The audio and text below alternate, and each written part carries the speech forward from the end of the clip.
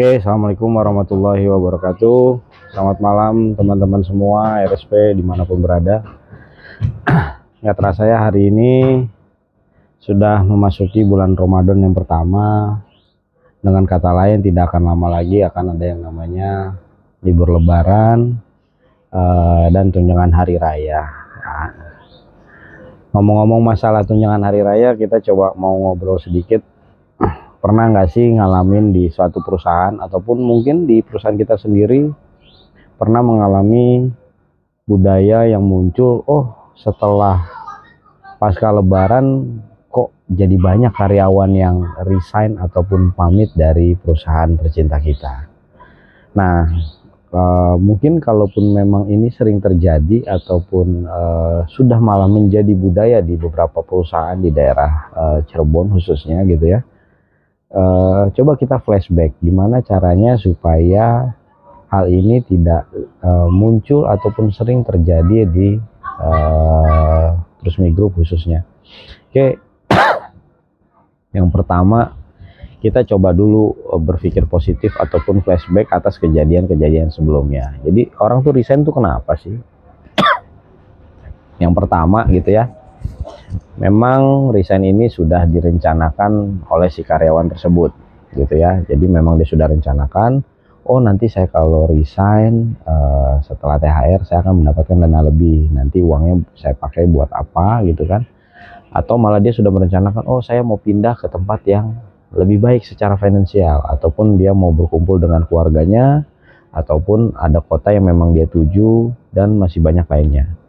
Itu masalah yang sudah direncanakan. Lalu yang kedua gitu ya, memang ada tawaran yang cukup banyak dari perusahaan-perusahaan lain atau yang membuka loker ataupun lowongan kerja setelah pasca Lebaran.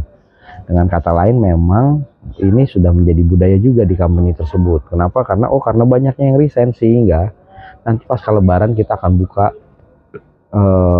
loker yang cukup banyak, sehingga bisa menutupi turnover atas orang yang tadi sudah pamit.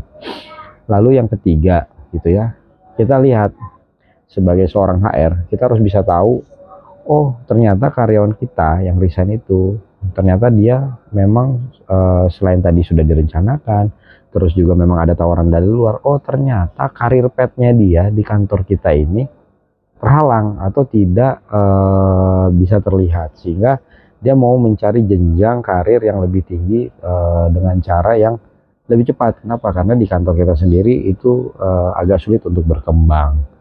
Nah, yang terakhir adalah yang benar-benar harus kita jaga secara value ataupun budaya, yaitu adalah jangan sampai adanya karyawan yang resign, begitu kita coba gali kenapa dia pamit, ternyata dia punya kendala gitu loh, punya kendala dengan teman sejawat ataupun selevel ataupun malah dengan atasan ataupun bawahannya di dalam organisasi. Nah, ini yang paling bahaya menurut saya. Kenapa? Karena kalau sampai ada karyawan yang merasa tidak nyaman dengan hari-harinya di dalam kantor, itu membuat kondisi bekerja seperti keterpaksaan gitu ya, atau dia tidak nyaman di dalam kantor tersebut, sehingga dia menjadi memilih untuk resign, namun masih ada yang dia tahan, dia menunggu THR yang muncul baru dia pamit atau resign, pengajuan ke HRD. Nah, itu tadi 4 poin yang kita harus tahu sehingga kita bisa flashback. Kita introspeksi apa yang kurang dengan perusahaan kita sehingga tidak muncul kembali pada kantor kita. Nah, teman-teman, jika ada case kayak gini, apa yang harus kita lakukan? Yang pertama, kita sebagai seorang leader gitu ya, harusnya kita bisa menciptakan value yang baik untuk tim kita khususnya gitu ya. Kenapa? Karena kalau misalkan kita punya value yang baik, dia akan menjadi setia dengan kita, dia juga akan mensupport semua kegiatan kita, include dengan organisasi yang kita pimpin gitu kan, di bagian masing-masing atau di departemen masing-masing. Lalu yang kedua gitu ya, jika value-nya ada, itu akan menciptakan sebuah culture ataupun budaya.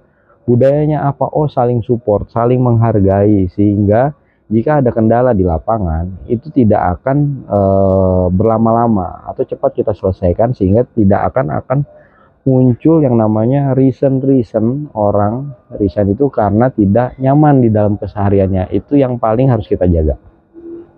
Yang ketiga, kita sebagai company, kita harus bisa menyiapkan next manpower ya, sehingga untuk posisi-posisi strategis itu kita sudah punya database-nya. Jadi kalau kita sudah punya database-nya, begitu orangnya pun resign, kita tidak akan berlama-lama untuk menunggu calon penggantinya. Kenapa? Karena kita sudah punya nih kandidat-kandidat yang sesuai dengan yang perusahaan kita mau, sehingga begitu orangnya resign, ada turnover, kita langsung cepat mengisinya, sehingga proses rekrutmen itu tidak berlangsung panjang gitu ya, kosong langsung proses gitu kan, proses interview hire. Nah, sehingga kita tidak punya posisi idle yang begitu lama. Mungkin sekilas ini mengenai fenomena yang sering terjadi saat akan terjadinya libur lebaran ataupun THR ya. Semoga video ini hanya sekedar reminder ataupun